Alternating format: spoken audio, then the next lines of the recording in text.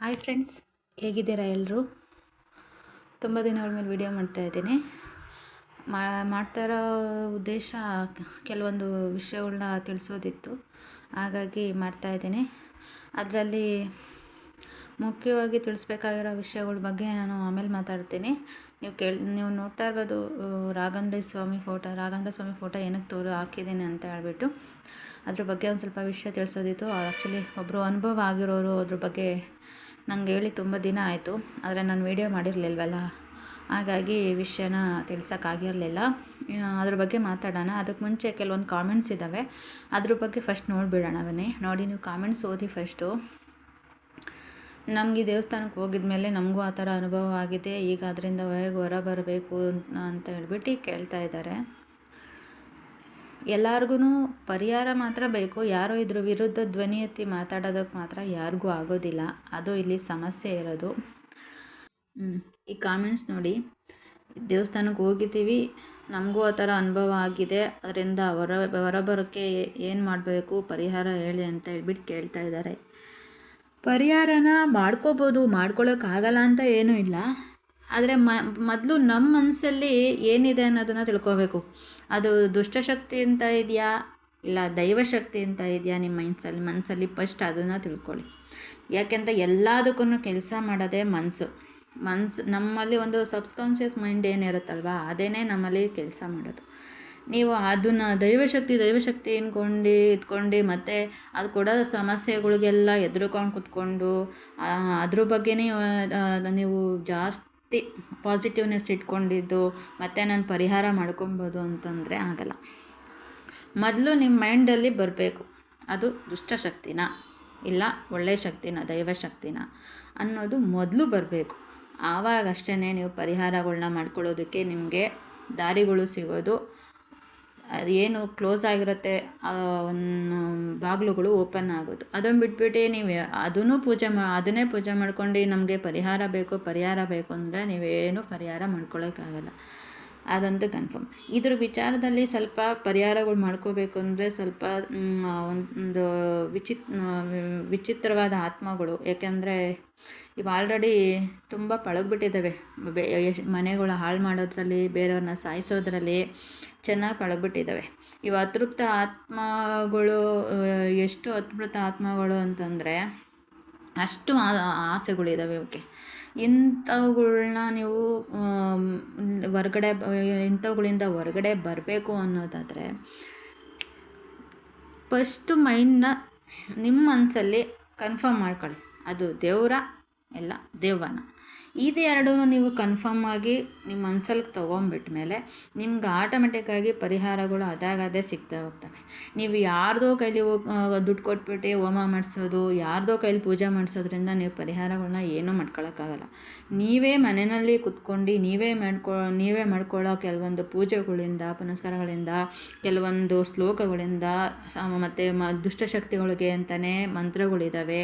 ಅದಕ್ಕೆ ಅಂತಲೇ ದುಷ್ಟಶಕ್ತಿಗಳನ್ನ ನಿವಾರಣೆ ಆಗೋದಕ್ಕೆ ಅಂತಲೇ ಶ್ಲೋಕಗಳಿದ್ದಾವೆ, ಕವಚಗಳಿದ್ದಾವೆ. ಅವನ್ನೆಲ್ಲ ಪಠನೆ ಮಾಡ್ಕೊಳ್ಳೋದ್ರ ಮೂಲಕ ನೀವು ಇದರಿಂದ ಹೊರಗಡೆ ಬರ್ಬೋದು. ಬರೋಕ್ಕಾಗೋದಿಲ್ಲ ಅಂತ ಏನೂ ಅಲ್ಲ. ಅದರಲ್ಲೂ ಓದಿರೋರಿಗೆ, ಎಜುಕೇಟೆಡ್ಗೇನು ಅದು ಕಷ್ಟ ಅಲ್ಲ. ಸ್ವಲ್ಪ ಅನ್ಎಜುಕೇಟೆಡ್ ಅಂದರೆ ಸ್ವಲ್ಪ ಕಷ್ಟ ಆಗುತ್ತೆ. ಯಾಕೆಂದರೆ ಅವ್ರಿಗೆ ಏನು ಪಠನೆ ಮಾಡೋಕ್ಕೆ ಬರೋಲ್ಲ, ಏನು ಶ್ಲೋಕಗಳನ್ನ ಉಚ್ಚಾರಣೆ ಮಾಡೋಕ್ಕೆ ಬರೋಲ್ಲ, ಅಂಥವ್ರಿಗಷ್ಟೇ ಕಷ್ಟ ಆಗುತ್ತೆ. ಬಟ್ ಯಾರು ಎಜುಕೇಟೆಡ್ ಇದ್ದಾರೆ ಅವ್ರಿಗೇನು ಅಷ್ಟೊಂದು ಕಷ್ಟ ಏನೂ ಆಗಲ್ಲ. ಇದೇನು ದೊಡ್ಡ ಇದೆಲ್ಲ ಮಾಡ್ಕೊಳ್ಳೋರ್ಗಾದರೆ ಮಾಡ್ಕೊಬೋದು. ಅದು ಮಾಡ್ಕೊಳ್ಳೋಕ್ಕೆ ಸಮ್ಟೈಮ್ ಬಿಡಲ್ಲ. ಅದನ್ನು ಪ್ರಭಾವ ಬೀರಿ ತುಂಬ ಸಮಸ್ಯೆಗಳ್ನ ಮಾಡ್ತಾ ಇರುತ್ತೆ. ಅದನ್ನು ಮೀರಿ ಮಾಡ್ಕೊಳ್ತೀರಾ ಅಂದರೆ ಖಂಡಿತವಾಗಿ ಪರಿಹಾರಗಳನ್ನ ಮಾಡ್ಕೋಬೋದು. ಅಂತ ಮಾಡ್ಕೊಳ್ಳೋ ಧೈರ್ಯ ಇದೆ, ಮಾಡ್ಕೊಳ್ತೀವಿ ಅನ್ನೋರ್ಗೆ ಬೇಕಂದರೆ ನನ್ನ ಕಾಂಟ್ಯಾಕ್ಟ್ ಮಾಡಿದಾಗ ನಾನು ಪರಿಹಾರಗಳನ್ನ ತಿಳಿಸ್ಕೊಂಡು ಕೊಡ್ತೀನಿ. ಬಟ್ ಇವಾಗ ಎರಡನೇ ಕಾಮೆಂಟ್ಸ್ ನೋಡಿ, ಅವ್ರ ಅಜ್ಜಿ ಹೇಳಿದ್ರಂತೆ 25 ವರ್ಷದ ಹಿಂದೆನೇ ಹೇಳಿದ್ರಂತೆ ಅಲ್ಲಿಗೆ ಹೋಗಬಾರ್ದು, ಅಲ್ಲಿಗೆ ಹೋಗೋರು ಮನೆ ಬಾಗಿಲಿಗೂ ಹೋಗಬಾರ್ದು, ಯಾರು ಅದಕ್ಕೆ ಹೋಗ್ತಾರೆ ಅವ್ರಗಳ ಜೊತೆ ಸಂಬಂಧನೂ ಸಹ ಮಾಡಬಾರ್ದು ಅಂತ ಎಲ್ಲ ಹೇಳಿದ್ರಂತ. ಅವರು ನಮಗೆ ನಂತರ ಕಾಲ್ ಮಾಡಿ ಮಾತಾಡಿದ್ರು. ಆದರೆ ನಾವು ಏನೋ ನಮ್ಗೆ ಸ್ವಲ್ಪ ಸಮಸ್ಯೆ ಆಗ್ತಾಯಿತ್ತು, ಹಂಗಾಗಿ ಅಲ್ಲಿಗೆ ಹೋಗಬೇಕು ಅಂತ ಅಂದ್ಕೊಂಡಿದ್ವಿ. ಆದರೆ ನಿಮ್ಮದು ವೀಡಿಯೋಗಳನ್ನ ನೋಡಿದ್ಮೇಲೆ ನಮ್ಮ ಅಜ್ಜಿ ಹೇಳಿದ್ದಕ್ಕೂ ನೀವು ಹೇಳಿದ್ದಕ್ಕೂ ನಮಗೆ 100% ಪೂರ್ತಿಯಾಗಿ ಅರ್ಥ ಆಗೋಯಿತು. ಅದಕ್ಕೆ ಅದಕ್ಕೆ ನಾವು ಅಲ್ಲಿ ಹೋಗೋದ್ರ ಬಗ್ಗೆ ಜೀವನದಲ್ಲಿ ಯಾವತ್ತೂ ಇನ್ನು ಅಲ್ಲಿ ಹೋಗಬಾರ್ದು ಅಂತ ನಾವು ಡಿಸೈಡ್ ಮಾಡಿದ್ವಿ. ನಮಗೆ ನೀವು ತಿಳಿಸ್ಕೊಟ್ಟಿದ್ದಕ್ಕೆ ನಿಮಗೆ ತುಂಬ ಥ್ಯಾಂಕ್ಸ್ ಮೇಡಮ್ ಅಂತ ಹೇಳ್ಬಿಟ್ಟು ನನಗೆ ಕಾಲ್ ಮಾಡಿನೋ ಹೇಳಿದ್ರು, ಕಾಮೆಂಟ್ಸಲ್ಲೂ ಹಾಕಿದ್ದಾರೆ. ಅವ್ರು ಹೇಳಿರ್ತಾರೆ ಅಂದರೆ ಸುಮ್ಮನೆ ಏನೂ ಹೇಳಿರಲ್ಲ. 25 ವರ್ಷದಿಂದ ಅವ್ರ ಅಜ್ಜಿ ಹೇಳಿದ್ದಾರೆ ಅಂತಂದರೆ ಏನು ಕೇಳಿರ್ತಾರೆ, ಅವ್ರಿಗೇನು ಅನುಭವ ಆಗ್ದೇ ಹೇಳಿರಲ್ಲ, ಇಲ್ಲ ಅವರೇನು ತಿಳ್ಕೊಳ್ದೇ ಏನೂ ಹೇಳಿರಲ್ಲ. ಆದರೆ ಹೇಳಿದ್ರೂ ಅರ್ಥ ಮಾಡ್ಕೊಳ್ಳೋ ಜನ ಇರಲ್ವಲ್ಲ, ಹಂಗಾಗಿ ಅದು ಸಮಸ್ಯೆ. ಅವ್ರ ಅಜ್ಜಿ ಹೇಳಿದ್ರು ಇವ್ರು ಹೋಗಬೇಕು ಅಂತಲೇ ಅಂದ್ಕೊಂಡಿದ್ರು. ಬಟ್ ನಾನು ಏನೋ ಅನ್ಎಕ್ಸ್ಪೆಕ್ಟೆಡಾಗಿ ನಾನು ವೀಡಿಯೋ ನೋಡಿದ್ದಾರೆ, ಆಮೇಲೆ ಅವ್ರು ಡಿಸೈಡ್ ಮಾಡಿದ್ದಾರೆ ಹೌದು ಇನ್ನು ಸಮಸ್ಯೆ ಇದೆ ಅಲ್ಲಿ ಹೋಗಬಾರ್ದು ಅಂತ ಅಂದ್ಕೊಂಡಿದ್ದಾರೆ. ಇದೇ ಥರ ತುಂಬ ಜನಗಳಿಗೆ ದೊಡ್ಡವರು ಹಿರಿಯವರು ಹೇಳಿರ್ತಾರೆ, ಆದರೆ ಅದನ್ನು ಮೀರಿನೂ ಹೋಗಿರ್ತಾರೆ.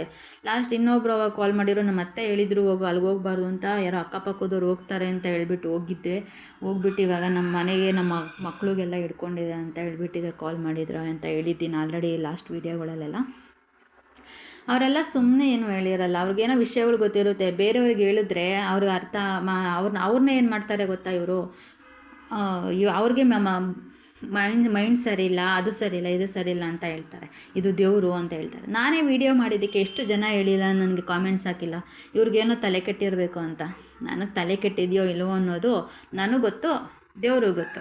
ಮೂರನೇ ವ್ಯಕ್ತಿಯಿಂದ ನಾವೇನು ಸರ್ಟಿಫಿಕೇಟ್ ತೊಗೋಬೇಕಾಗಿಲ್ಲ. ಹಂಗಾಗಿ ಯಾರು ಹೇಳಿದ್ರು ನಾನೇನು ಕೇರ್ ಮಾಡೋಕ್ಕೆ ಹೋಗಲಿಲ್ಲ. ಅದಕ್ಕೇ ಸತ್ಯ ಏನಿದೆಯೋ ತಿಳಿಸ್ಬೇಕಾಗಿತ್ತು, ಅದನ್ನು ತಿಳಿಸಿದ್ದೀನಿ. ಅದು ದೆವ್ವನ ಅನ್ನೋದು ನಿಮ್ಮ ಮನಸ್ಸಿಗೆ ನೀವೇ ಯೋಚನೆ ಮಾಡ್ಕೊಂಡು ನೀವೇ ತೊಗೊಳ್ಳಿ. ನಾನು ಹೇಳಿದ್ದೀನಿ ಅಂತ ಯಾರು ಏನೂ ತೊಗೋಬೇಡಿ. ನಿಮ್ಮ ಮನ್ಸಿಗೆ ಏನು ಬರುತ್ತೆ, ನಿಮ್ಗೆ ಏನು ಅನಿಸುತ್ತೆ ಅದ್ರ ಪ್ರಕಾರನೇ ನೀವು ತೊಗೊಳ್ಳಿ. ಬೇರೆಯವ್ರು ಹೇಳಿರೋದನ್ನ ನಂಬೇಕಂತ ಏನಿಲ್ಲ. ನಿಮಗೂ ಒಂದು ಅನಲೈಸ್ ಮಾಡೋಕ್ಕಾಗುತ್ತೆ, ಇದು ದೆವ್ವನ ಅಂತ. ಏನೇನು ಕಷ್ಟ ಅನುಭವಿಸ್ತಾ ಇರ್ತೀರಾ ಅದನ್ನೆಲ್ಲ ನೋಡ್ಕೊಂಡು. ದೇವರು ಯಾರಿಗೂ ಕಷ್ಟ ಕೊಡೋದಕ್ಕೆ ಬರಲ್ಲ, ದೇವ್ರು ಇರೋದೇ ಕಾಪಾಡೋದಕ್ಕೆ. ಹಂಗೆ ನೋಡಿದ್ರೆ ನಮ್ಮ ತಾಯಿ ಎಷ್ಟು ಇದನ್ನು ನಂಬಿ ಎಷ್ಟು ಪೂಜೆ ಮಾಡಿದ್ರು ಅಂತ ಅದು ನನಗೆ ಗೊತ್ತು. ಅದಕ್ಕೇ ನಾನು ಇಷ್ಟೊಂದು ಸ್ಟ್ರಾಂಗಾಗಿ ಹೇಳ್ತಾ ಇರೋದು, ಇದು ದೇವ್ರು ಅಲ್ವೇ ಅಲ್ಲ, ದೆವ್ವ ಅನ್ನೋದನ್ನು ನಾನು 100% ಕನ್ಫರ್ಮ್ ಆದಮೇಲೆ ಹೇಳ್ತಾ ಇರೋದು. ಫಸ್ಟು ನಾವು ಥಿಂಕ್ ಮಾಡಬೇಕಾಗಿರೋದು ಇಷ್ಟೇ, ದೇವ್ರು ಇರೋದು ಕಾಪಾಡೋದಕ್ಕೆ, ದುಷ್ಟಶಕ್ತಿಗಳಿರೋದು ಕಾಡಿಸೋದಕ್ಕೆ. ಇವೆರಡು ಪಾಯಿಂಟ್ನ ಯಾರು ಅರ್ಥ ಮಾಡ್ಕೊಳ್ತಾರೆ ಅವ್ರಿಗೆ ಖಂಡಿತವಾಗಿ ಅರ್ಥ ಆಗುತ್ತೆ. ಇದಕ್ಕೆ ಮುಂಚೆ ಒಬ್ಬರು ನನಗೆ ಹೇಳಿದ್ರು, ನಮ್ಮ ಮನೆಯಲ್ಲಿ ಹಸುಗಳೆಲ್ಲ ಸತ್ತೋದು ಅಂತ ಹೇಳ್ಬಿಟ್ಟು. ಯಾವ ದೇವ್ರೂ ಮೂಕ ಪ್ರಾಣಿಗಳನ್ನ ಸಾಯಿಸೋಕ್ಕೆ ಬರಲ್ಲ. ಇದ್ರ ಕಷ್ಟ ತಡೆಯೋಕ್ಕಾಗದೆ ನಾವು ಅಲ್ಲಿ ಎಲ್ಲೋ ಬೇರೆ ಕಡೆ ಇದು ಮೈ ಮೇಲೆ ಬಂದು ಹೇಳುತ್ತಂತಲ್ಲ, ಅಲ್ಲಿಗೂ ಹೋಗಿದ್ವಿ ಅಂತಲೂ ಹೇಳಿದ್ರು. ಯಾವ ದೇವರುಗಳು ಮೂಕ ಪ್ರಾಣಿಗಳನ್ನ ಸಾಯಿಸಲ್ಲ. ಮತ್ತು ಇನ್ನೊಬ್ಬರ ಮೇಲೆ ಸೇರಿಕೊಂಡಿದೆ, ಅವ್ರೊಳಗಡೆನೂ ಮಾತಾಡುತ್ತೆ, ಅವ್ರಿಗಿಂತ ಜಾಸ್ತಿ ಇದೇ ಮಾತಾಡುತ್ತೆ. ಎಲ್ಲೋ ಇಲ್ಲೇ ಪಂಡಿತರ ಈ ಥರ ಬಿಡಿಸ್ತಾರಲ್ವ, ಅವ್ರ ಹತ್ರ ಕರ್ಕೊಂಡು ಹೋಗಿದ್ದಾರೆ ಪಾಪ ಅವ್ರನ್ನ. ಅಲ್ಲಿ ನನಗೆ ಮುಕ್ತಿ ಕೊಡಿಸು ಹೋಗ್ತೇನೆ ಅಂತ ಹೇಳ್ತದಂತೆ. ಮುಕ್ತಿ ಕೊಡಿಸೋದಕ್ಕೆ ಅವರು 1.5 2 ಲಕ್ಷ ರೂಪಾಯಿ ಲಿಸ್ಟ್ ಬರ್ಕೊಂಡು ಕೊಟ್ಟಿದ್ದಾರೆ. ಬಡವರು ಎಲ್ಲಿಂದ ತೊಗೊಂಬರ್ತಾರೆ 1.5 2 ಲಕ್ಷ ರೂಪಾಯಿನ? ಯಾರು ಸಂಪಾದನೆ ಮಾಡಿ ಪ್ರಾಫಿಟ್ ಮಾಡ್ಕೊಂಡು ಕೊಟ್ಟಿದೆಯೋ ಅವ್ರ ಹತ್ರ ಹೋಗ್ಬಿಟ್ಟು ಕೇಳಬೇಕು ಮುಕ್ತಿ ಕೊಡಿಸು ಅಂತ. ಅದಕ್ಕೆ ನಾನು ಹೇಳಿದೆ, ಅದರದ್ದು ಉಂಡಿ ಮಾಡಿಸಿ ಇಟ್ಕೊಂಡಿದ್ಯಲ್ಲ, ಉಂಡಿ ತೊಗೊಂಬರೋಗು, ಮುಕ್ತಿ ಕೊಡಿಸಿ ಕಳಿಸ್ತೀವಿ ಅಂತ ಹೇಳ್ಬೇಕಾಗಿತ್ತು ನೀವು ಅಂತಲೇ ನಾನು ಹೇಳಿದೆ. ಇನ್ನೇನು ಹೇಳೋಕ್ಕಾಗುತ್ತೆ? ಮುಕ್ತಿ ಕೊಡಿಸೋದಕ್ಕೆ ಯಾರು ಪ್ರಾಫಿಟ್ ಮಾಡ್ಕೊಂಡು ಕೊಟ್ಟಿದ್ರೆ ಅವ್ರ ಹತ್ರ ಹೋಗ್ಬಿಟ್ಟು ಕೇಳಬೇಕು. ಬಡವ್ರ ಹತ್ರ ಮನೆ ಸೇರ್ಕೊಂಡ್ಬಿಟ್ಟು ಅವ್ರಿಗೆ ಕಷ್ಟಪಟ್ಟು ದುಡ್ದು ತಿಂತಾ ಇರ್ತಾರೆ. ಅಂಥವ್ರುಗಳ್ಗೆ ಹೋಗ್ಬಿಟ್ಟು ನೀನು ಮುಕ್ತಿ ಕೊಡಿಸು ಅಂದರೆ ಇವ್ರು ಬೈದೋದ್ರೆ ಬ್ರಹ್ಮ ರಾಕ್ಷಸಿಗಳು ಒಂದಲ್ಲ ಆತ್ಮ ಇರೋದು, ಇದು 2-3 ಇದ್ದಾವೆ, ಭಯಂಕರವಾಗಿ ಆಡ್ತವೆ. ಆ ಲೆವೆಲ್ಗೆ ಆಡ್ತವೆ ಅಂದರೆ ಒಂದಕ್ಕೊಂದು ಮಾತಾಡ್ಕೊಂಡು ನೀನೆಲ್ಲಿದ್ದೀಯ, ಅವ್ರ ಮನೇಲಿದ್ದೀಯ, ಇವ್ರ ಮನೇಲಿ ಅಂತ ಮಾತಾಡ್ಕೊಂಡು ಒಳ್ಳೆ ಕಮ್ಯುನಿಕೇಟ್ ಮಾಡ್ಕೊಂಡು ಎಷ್ಟು ಚೆನ್ನಾಗಿ ಕಮ್ಯುನಿಕೇಟ್ಕೊಂಡು ಕೆಲಸ ಮಾಡ್ತವೆ ಇವು ಅಂತಂದರೆ ಅಷ್ಟು ಹಂಗೆ ಕೆಲಸ ಮಾಡ್ತವೆ. ಇವು 2-3 ಆತ್ಮಗಳನ್ನ ಮುಕ್ತಿ ಕೊಡಿಸ್ಬೇಕು ಅಂದರೆ ಅವ್ರಿಗೆ 1.5 2 ಲಕ್ಷ ರೂಪಾಯಿ ಹೇಳ್ತಾರೋ ಇಲ್ಲ 3 ಲಕ್ಷ ಹೇಳ್ತಾರೋ, ಅದನ್ನೆಲ್ಲ ಬಡವರು ಎಲ್ಲಿಂದ ತೊಗೊಂಬರೋಕ್ಕಾಗುತ್ತೆ? ಯಾರೋ ಮಾಡಿರೋ ತಪ್ಪಿಗೆ ಪಾಪ ಇವಾಗ ಎಷ್ಟು ಜನ ಕಷ್ಟ ಅನುಭವಿಸ್ತಾ ಇದ್ದಾರೆ, ಸಂಕಟ ಅನುಭವಿಸ್ತಾ ಇದ್ದಾರೆ. ಇದಕ್ಕೆ ಮುಕ್ತಿ ಬೇಕು ಅನ್ನೋದಾದರೆ ಕೇಳಿ, ಯಾರ ಹತ್ರ ಯಾರು ಪ್ರಾಫಿಟ್ ಮಾಡ್ಕೊಂಡು ಕೊಡ್ತಾಯಿದ್ವೋ ಅವ್ರ ಹತ್ರ ಕೇಳಿ. ಇಷ್ಟು ದಿವಸ ನಾವು ಪ್ರಾಫಿಟ್ ಮಾಡ್ಕೊಂಡು ಕೊಟ್ಟಿಲ್ವ, ಇವಾಗ ನನಗೆ ಸದ್ಗತಿ ಬೇಕು, ನಾನು ಬೇರೆ ಜನ್ಮಕ್ಕೆ ಹೋಗಬೇಕು, ನನಗೂ ಮನುಷ್ಯ ಜನ್ಮ ಪಡ್ಕೊಂಬಂದು ಬದುಕಬೇಕು ಅಂತ ಆಸೆ ಇದೆ, ನನಗೆ ಮುಕ್ತಿ ಕೊಡಿಸಿ ಅಂತ ಕೇಳಿ ತೊಗೊಳ್ಳಿ, ಯಾರು ಬೇಡ ಅಂತ ಹೇಳ್ತಾರೆ? ಪಾಪ ಬಡವ್ರ ಮನೆಗಳು ಸೇರ್ಕೊಂಬಿಟ್ಟು ಹಿಂಗೆ ಮಾಡಿಬಿಟ್ರೆ ಎಲ್ಲೋಗ್ಬೇಕು ಅವರು? ಅದು ಇದು ಕೊಡೋ ಟಾರ್ಚರ್ಗಳಿಗೆ ಜೀವನನೇ ಬೇಡ ಅಂತ ಅನ್ಸ್ಬಿಟ್ಟು ಅವರವರೇ ಸೂಸೈಡ್ ಮಾಡ್ಕೋಬೇಕು, ಆ ಲೆವೆಲು ಟಾರ್ಚರ್ ಕೊಡ್ತವೆ. ಏನು ಮಾಡಬೇಕು ಜನಗಳು? ನೀವೇ ಯೋಚನೆ ಮಾಡಿ. ಇದಕ್ಕೆ ಮುಂಚೆ ಒಂದು ವೀಡಿಯೋನಲ್ಲಿ ಹೇಳಿದ್ದೆ ನಾನು, ಅವ್ರ ಅಪ್ಪ ಅಮ್ಮನೂ ಹಿಡ್ದಿದೆ, ಅವ್ರ ಮಗುನೂ ಹಿಡ್ದಿದೆ, ಅವ್ರ ಮಗುನ ಮದುವೆ ಆಗೋಕ್ಕೆ ಬಿಡ್ತಾಯಿಲ್ಲ, ಅವ್ರ ಮನೇಲಿ ಹಿಂಸೆ ಕೊಡ್ತಾಯಿದೆ, ಅವ್ರ ತಾಯಿನೊಳಗಡೆ ಮಾತಾಡುತ್ತೆ, ಅವ್ರ ತಾಯಿನೇ ಮಾತಾಡೋದಕ್ಕಿಂತ ಜಾಸ್ತಿ ಇದೇ ಮಾತಾಡುತ್ತೆ. ಇವಾಗ ನಾನು ಲಾಸ್ಟ್ ಇವಾಗ ಏನು ಹೇಳಿದೆ ಅದೇ ಥರನೇ ಸೇಮ್ ಅವ್ರೊಳಗಡೆ ಮಾತಾಡೋದು, ಅವ್ರನ್ನ ಮೆಂಟಲ್ ಥರ ಬೇರೆಯವ್ರು ನೋಡಿದ್ರೆ ಅವ್ರಿಗೆ ಮೆಂಟಲ್ ಅಂದ್ಕೋಬೇಕು, ಆ ಥರ ಹೇಳ್ಬಿಟ್ಟು ಆ ಥರ ಇದನ್ನೆಲ್ಲ ಮಾಡುತ್ತೆ ಇದು. ಆ ಥರ ಮಾಡಿಕೊಂಡೇ ಇತ್ತು ಅಲ್ಲೇ 15-20 ವರ್ಷದಿಂದ ಮಾಡ್ಕೊಂಡಿತ್ತು. ಒಂದು ತಿಂಗಳು 2 ತಿಂಗಳು ಮುಂಚೆ ಅವ್ರನ್ನ ಸಾಯಿಸ್ಬಿಡ್ತು ಪಾಪ ಅಮ್ಮನ. ಪಾಪ ಅವ್ರು ಕಳ್ಕೊಂಡಿರೋ ನೋವು ಅವ್ರಿಗೆ ಗೊತ್ತಿರುತ್ತೆ, ಯಾರಿಗೂ ಹೇಳೋದಕ್ಕಾಗೋದಿಲ್ಲ. ಅದು ಬೇಡಿ, ಎಲ್ಲರೂ ಪರಿಹಾರ ಕೇಳ್ತೀರಲ್ವಾ, ಈ ಆತ್ಮಗಳಿಗೆ ಸದ್ಗತಿ ಸಿಗದೆ ನಿಮಗೆ 100% ಯಾರಿಗೂ ಪರಿಹಾರ ಮಾಡ್ಕೊಳ್ಳೋಕ್ಕಾಗೋದಿಲ್ಲ. ಯಾಕೆಂದರೆ ಇವು ನಿಮ್ಮ ಮೇಲೆ ಯಾವಾಗ ಪ್ರಭಾವ ಬೀರ್ತಾನೆ ಇರ್ತವೆ. ನೀವೇನೋ ಅದ್ರ ಪ್ರಭಾವದಿಂದ ತಪ್ಪಿಸ್ಕೋಬೋದು, ಇಲ್ಲ ಅಂತ ನಾನು ಹೇಳಲ್ಲ. ದೇವ್ರ ಪೂಜೆಗಳು ಮಾಡ್ಕೊಳ್ಳೋದ್ರ ಮೂಲಕ ನೀವು ಪ್ರಭಾವದಿಂದ ತಪ್ಪಿಸ್ಕೊಬೋದು. ಆದರೆ ಇವಾಗ ಆತ್ಮಗಳಿಗೆ ಸದ್ಗತಿ ಸಿಕ್ಕಿಲ್ಲ ಅಂತಂದರೆ ಅವು ಮರಳಿ ಯತ್ನವ ಮಾಡು ಅಂತ ಅವು ನಿಮ್ಮ ಮೇಲೆ ಪ್ರಯತ್ನಗಳನ್ನ ಮಾಡ್ತಾನೇ ಇರ್ತವೆ. ಇವು ಆಲ್ರೆಡಿ ತುಂಬ ಎಕ್ಸ್ಪೀರಿಯೆನ್ಸ್ ಆಗಿರೋದ್ರಿಂದ ಈ ಥರ ಒಂದು ಪ್ರಾಬ್ಲಮ್. ಬೇರೆ ಆತ್ಮಗಳಾದರೆ ಸ್ವಲ್ಪ ದೈವಶಕ್ತಿಗೆ ಎದುರುಕೊಳ್ಳೋವಿರ್ತವೆ, ಅವುಗಳಿಗೆ ಎದುರಿಸ್ಬಿಟ್ರೆ ಅವು ಇವಾಗ ಉಚ್ಚಾಟನೆ ಮಾಡಿದ್ರೆ ಅವು ಹೊಂಟೋಗ್ತವೆ. ಇದು ಆ ಥರ ಕೇಸಲ್ಲ, ಇವು ಆತ್ಮಗಳಿಗೇ ಸದ್ಗತಿ ಕೊಡಿಸ್ಬೇಕು. ಆವಾಗಲೇ ನೀವು 100% ಇದರಿಂದ ಪೂರ್ತಿಯಾಗಿ ಹೊರಗಡೆ ಬರೋದಕ್ಕೆ ಒಂದು ಚಾನ್ಸ್ ಇರೋದು. ಅಲ್ಲಿವರೆಗೂ ಇವುಗಳು ಬೇರೆ ಪ್ರಭಾವಗಳಿಂದ ತಪ್ಪಿಸ್ಕೋಬೋದು ಅಂತಂದರೆ ನೀವು ದೇವ್ರ ಪೂಜೆಗಳ್ನ ಮಾಡ್ಕೊಳ್ಳೋದು ಮತ್ತು ಶ್ಲೋಕಗಳನ್ನ ಜಪ ಮಾಡೋದು, ಈ ಥರ ಎಲ್ಲ ಮಾಡ್ಕೊಳ್ಳೋದ್ರ ಮೂಲಕ ಪ್ರಭಾವಗಳಿಂದ ತಪ್ಪಿಸ್ಕೊಬೋದು.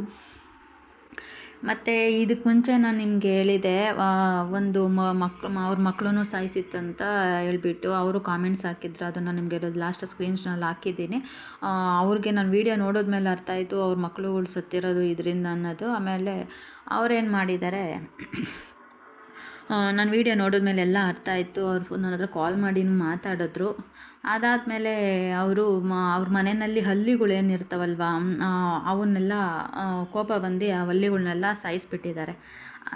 ಇದ್ರ ಪೌರುಷ ತೋರಿಸ್ಬೇಕಲ್ವಾ, ಅದಕ್ಕೆ ಇದೇನು ಮಾಡಿದೆ, ಅವ್ರಿಗೆ ತುಂಬ ಸಮಸ್ಯೆ ಮಾಡಿದೆ, ಆರೋಗ್ಯದಲ್ಲಿ ಸಮಸ್ಯೆ ಮಾಡಿದೆ. ಅಂದರೆ 3 ದಿವಸಕ್ಕೆ ಅವ್ರಿಗೆ ನಾನು ಇನ್ನು ಬದುಕೋದೇ ಇಲ್ಲ ಅನ್ನೋ ಅಷ್ಟು ಲೆವೆಲ್ಗೆ ಹೋಗ್ಬಿಟ್ಟಿದ್ದಾರೆ. ಎದ್ದೋಳೋಕ್ಕೂ ಆಗ್ತಿಲ್ಲ, ಮತ್ತು ಮೈಯಲ್ಲೆಲ್ಲ ಏನೋ ಹಲ್ಲಿಗಳ್ದು ಒಂದು ಡಾಟ್ಸ್ ಬರುತ್ತೆ ಎಲ್ಲ ಚುಕ್ಕೆ ಥರ, ಆ ಥರ ಎಲ್ಲ ಆಗಿಬಿಟ್ಟಿದೆ. ಅದೆಲ್ಲನೂ ಹಿಂಸೆ ಕೊಡ್ತಾಯಿದೆ. ಅಂದರೆ ಒಂಥರ ಉರಿ ಆಗೋದು, ಒಂಥರ ಇಚ್ಚಿಂಗ್ ಆಗೋದು, ಏನೇನೋ ನಾನಾ ಥರ ಪ್ರಾಬ್ಲಮ್ಸ್ ಆಗ್ತಾಯಿದೆ. ಆ ಥರ ಆಗ್ತಾಯಿದ್ದಾಗ ಅವ್ರಿಗೆ ಭಯನೇ ಆಗೋಗಿದೆ. ಇದಾಗೋದಿಲ್ಲ, ಇನ್ನು ಹೋಗ್ಬಿಟ್ಟು ತಪ್ಪಿಕ್ಬಿಟ್ಟು ಬರ್ತೀನಿ ಅಂತ ಹೇಳಿ ಅವರು ಹೊರಟಿದ್ದಾರೆ. ಆವಾಗ ಅವ್ರ ಹೆಂಡ್ತಿ ಹೇಳಿದ್ದಾರೆ, ಅದು ದುಷ್ಟಶಕ್ತಿ ಅಂತ ಗೊತ್ತಾದ ಮೇಲೂ ಅದೇನೇ ಸಮಸ್ಯೆ ಮಾಡಿ ಅದೇನೇ ಅಡ್ಬಿಡಿಸ್ಕೊಳ್ತಾ ಇದೆ, ಅಲ್ಲಿಗೇನಕ್ಕೆ ಹೋಗ್ತೀರಾ, ಮತ್ತೆ ಇನ್ನು ಗೊತ್ತಾದ ಮೇಲೂ ದೇವ್ರ ಪೂಜೆ ಮಾಡೋಣ, ಬದುಕಿದ್ರು ಸತ್ರು ಪರವಾಗಿಲ್ಲ ಅಂತ ಹೇಳಿಬಿಟ್ಟು ಮಂತ್ರಾಲಯಕ್ಕೆ ಹೋಗೋಣ ಅಂತ ಹೇಳಿ ಡಿಸೈಡ್ ಆಗಿದ್ದಾರೆ. ಅವರು ಕೆಲಸ ಮುಗಿಸ್ಕೊಂಡು ಅವ್ರ ಹೆಂಡ್ತಿ ಮಧ್ಯಾಹ್ನ ಬರಬೇಕು ಅನ್ನೋ ಸಮಯಕ್ಕೆ ಅವ್ರಿಗೆ ಇನ್ನು ಅವ್ರದ್ದು ಮಂತ್ಲಿ ಡೇಟ್ ಇನ್ನೂ 15 ದಿವಸ ಇದೆ. ಅದಕ್ಕೆ ಮುಂಚೆನೇ ಕೈ ಕಾಲೆಲ್ಲ ಹೊಡ್ತಾಗೋದು, ಒಂಥರ ಮಂತ್ಲಿ ಪೀರಿಯಡ್ಸ್ ಆಗೋ ಒಂದು ಮೂಮೆಂಟ್ಸ್ ಕಾಣಿಸ್ತದೆ. ಆವಾಗ ಅವ್ರಿಗೆ ಅರ್ಥ ಆಯಿತು, ಇದ್ರದ್ದೇ ಸಮಸ್ಯೆ ಇದೇ ಮಾಡ್ತಾ ಇರೋದು ಅಂತ ಹೇಳ್ಬಿಟ್ಟು ಆವಾಗ ಆ ಮೆಡಿಕಲ್ ಸ್ಟೋರ್ಗೆ ಹೋಗ್ಬಿಟ್ಟು ಪೋಸ್ಟ್ಪೋನ್ ಆಗೋದಕ್ಕೆ ಟ್ಯಾಬ್ಲೆಟ್ಸ್ ತೊಗೊಂಡಿದ್ದಾರೆ. ಟ್ಯಾಬ್ಲೆಟ್ಸ್ ತೊಗೊಂಡು ಅವ್ರ ಮನೆಗೆ ಬಂದಿದ್ದಾರೆ. ಅವರ ಹಸ್ಬೆಂಡ್ಗೆ ಹೇಳ್ತಾ ಇದ್ದಾರೆ ಸ್ನಾನ ಮಾಡ್ಕೊಳ್ಳೋದಾಗ ಅವ್ರಿಗೆ ಆ ಅಪ್ಪನಿಗೆ ಪಾಪ ಸ್ನಾನ ಮಾಡೋದಕ್ಕೂ ಆಗಲ್ಲ, ಅಷ್ಟೊಂದು ಸಮಸ್ಯೆ ಮಾಡಿ ಇಟ್ಟಿದೆ ಇದು. ಆವಾಗ ಹೇಗೋ 2 ಚೆಂಬು ಸುಮ್ಮನೆ ತಲೆ ಮೇಲೆ ಹಾಕ್ಕೊಂಡು ಬನ್ನಿ ಅಂತ ಹೇಳಿದ್ದಾರೆ. ಅದ್ರ ಹೇಗೋ ಕಷ್ಟಪಟ್ಟು ತಲೆ ಮೇಲೆ 2 ಚೆಂಬು ನೀರು ಹಾಕ್ಕೊಂಡು ಆಮೇಲೆ ಮಂತ್ರಾಲಯಕ್ಕೆ ಹೊರಟಿದ್ದಾರೆ. ಹೋಗ್ತಾ ಇರಬೇಕಂದ್ರೆ ಮಂತ್ರಾಲಯಕ್ಕೆ ರೀಚ್ ಆಗೋದಕ್ಕೆ ಒಂದು 5 ಕಿಲೋಮೀಟ್ರ್ ದೂರದಿಂದನೇ ಅವ್ರಿಗೆ ಸ್ವಲ್ಪ ರಿಲೀಫ್ ಕಂಡಿದೆ, ಸ್ವಲ್ಪ ಹುಷಾರಾಗಿದೆ ಆಯ್ತಂತೆ. ಆಮೇಲೆ ಅಲ್ಲಿಗೆ ಹೋಗಿ ನದಿನಲ್ಲಿ ಸ್ನಾನ ಮಾಡಿ ಗುರುಗಳ ದರ್ಶನ ಮಾಡಿ ಎಲ್ಲ ದೇವ್ರುಗಳ ದರ್ಶನವೂ ಆರಾಮಾಗಿ ಅಲ್ಲಿ ಬೇರೆ ದೇವಸ್ಥಾನಗಳಿದಾವಂತಲ್ಲ, ಪಂಚಮುಖಿ ಆಂಜನೇಯ ಸ್ವಾಮಿ ಎಲ್ಲ ದೇವಸ್ಥಾನಗಳಿದಾವಲ್ಲ, ಆ ಎಲ್ಲ ದೇವಸ್ಥಾನಗಳ್ನೂ ಚೆನ್ನಾಗೇನೆ ಹೋಗಿ ದರ್ಶನ ಮಾಡಿದ್ದಾರೆ. ಆಮೇಲೆ ಅದಾದಮೇಲೆ ಅವರು ವಾಪಸ್ ಮನೆಗೆ ಬಂದಿದ್ದಾರೆ. ಆವಾಗ ಅಷ್ಟರಲ್ಲಿ ಫುಲ್ 100% ಹುಷಾರಾಗಿದ್ದಾರಂತೆ. ಅವ್ನು ಎದ್ದೋಳಕ್ಕೆ ಆಗದಿಲ್ದವರು ಅಲ್ಲಿಗೆ ಹೋದ್ಮೇಲೆ ಫುಲ್ಲು ಹುಷಾರಾದ್ರಂತೆ. ಹಾಗಂತ ಹೇಳಿ ನನಗೆ ಈ ಥರ ಆಯಿತು ಮೇಡಮ್, ನಿಜವಾಗ್ಲೂ ಮತ್ತೆ ಒಂದು ಮರುಜನ್ಮ ಪಡ್ಕೊಂಡಂಗೆ ಆಯಿತು ಅಂತ ಹೇಳ್ಬಿಟ್ಟು ನನ್ನ ಹತ್ರ ಹೇಳಿದ್ರು.